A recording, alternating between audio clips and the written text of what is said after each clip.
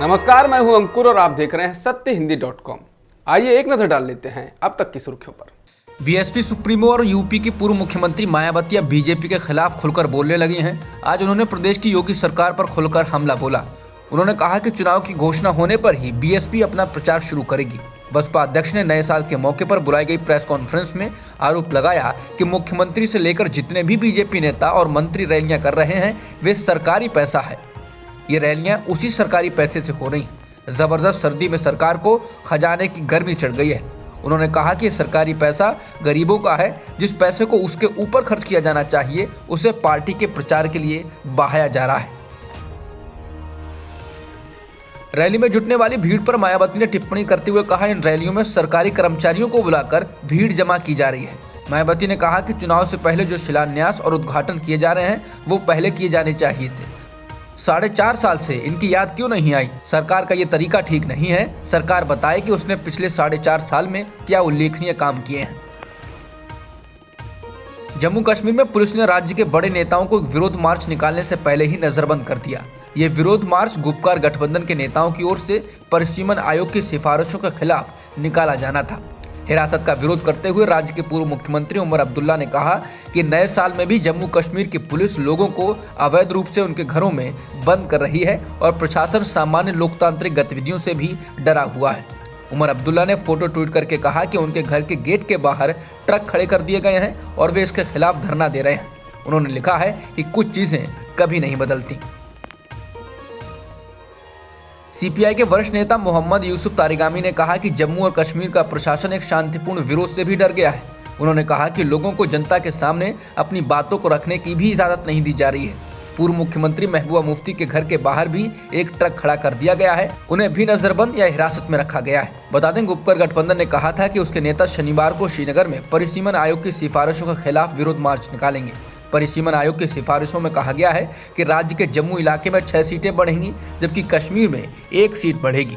इसके बाद जम्मू में 43 सीटें हो जाएंगी जबकि कश्मीर में 47। इसको लेकर गुपकार गठबंधन के नेताओं ने पहले भी विरोध जताया था। केंद्रीय स्वास्थ्य मंत्री मनसुख मंडाविया ने कहा कि 15 से 18 साल की उम्र के बच्चों को वैक्सीन लगाने के लिए रजिस्ट्रेशन की शुरुआत हो गई है।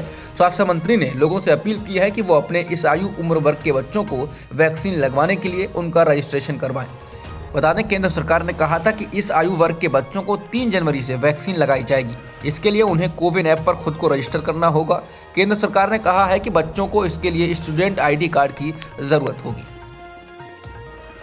भारत में पिछले एक दिन में कोरोना वायरस से संक्रमण के 22,775 नए मामले सामने आए हैं और 406 लोगों की इस दौरान मौत भी हुई है। कुल सक्रिय मामलों की संख्या बढ़कर 1,04,781 हो गई है। स्वास्थ्य मंत्रालय की ओर से जारी आंकड़ों के मुताबिक देश में नए वेरिएंट ओमिक्रॉन के संक्रमण की संख्या बढ़कर 1431 हो चुकी है। महाराष्ट्र में अब तक 454 ओमिक्रॉन के मामले आए हैं। वहीं दिल्ली में ओमिक्रॉन का संक्रमण बढ़कर 351 हो चुका है। उत्तराखंड के चंपावत जिले के एक सरकारी स्कूल में दलित भोजन माता के हाथ से बना खाना न खाने के मामले में अहम घटनाक्रम हुआ है। स्कूल में दलित भोजन माता को फिर से नियुक्त कर दिया गया है। ये सारा विवाद बेहद चर्चा में रहा था क्योंकि सामान्य वर्ग के छात्रों ने दलित भोजन माता के हाथ से बना खाना खाने से इनकार कर दिया था। इसके बाद दलित वर्ग के छात्रों ने भी सामान्य वर्ग की भोजन माता के हाथों बना खाना खाने से मना कर दिया था। पुलिस ने इस मामले में 31 लोगों के खिलाफ मुकदमा दर्ज किया है जिसमें 6 लोग नामजद हैं। शुक्रवार को स्कूल की प्रबंधक कमेटी की बैठक हुई जिसमें चंपावत के मुख्य शिक्षा अधिकारी RC पुरोहित ने कहा कि सरकार ने सुनीता देवी को फिर से पद पर नियुक्त करने का फैसला किया है। साल के पहले ही दिन बेहद खराब खबर सामने आई है। वैष्णो देवी मंदिर में हुई भगदड़ में 12 लोगों की मौत हो गई है। ये मंदिर जम्मू के कटरा में स्थित है और बड़ी संख्या में श्रद्धालु हर बार नए साल के मौके पर यहाँ पहुँचते हैं। भगदड़ में 13 लोग घायल भी हुए हैं और उन्हें नजदीक के अस्पताल में भर्ती कराया गया है। पुलिस ने मौके पर पहुंचकर राहत व बचाव कार्य किया और भीड़ में फंसे लोगों को वहां से बाहर निकाला। घटना देर रात 2 से 3 बजे के आसपास हुई। केंद्रीय गृह राज्य मंत्री नित्यानंद राय ने हादसे के बारे में आज तक से बातचीत में कहा कि गेट नंबर 3 के पास कुछ युवकों में बहसबाजी हुई और उसके बाद भगदड़ मची। उन्होंने कहा कि प्रशासन के लोग वहां पर मौजूद थे लेकिन बहसबाजी और झड़प की वजह से यह हादसा हो गया। हरिद्वार धर्म संसद में नफरती भाषण के खिलाफ सेना के 5 पूर्व प्रमुखों, बड़े नौकरशाहों और एक्टिविस्टों ने राष्ट्रपति और प्रधानमंत्री के नाम खुला खत लिखा है। इसमें उन्होंने विभिन्न आयोजनों में भारतीय मुसलमानों के नरसंहार के आह्वान का जिक्र करते हुए कहा है कि हिंसा के ऐसे आह्वान से देश में अस्थिरता पैदा हो सकती है।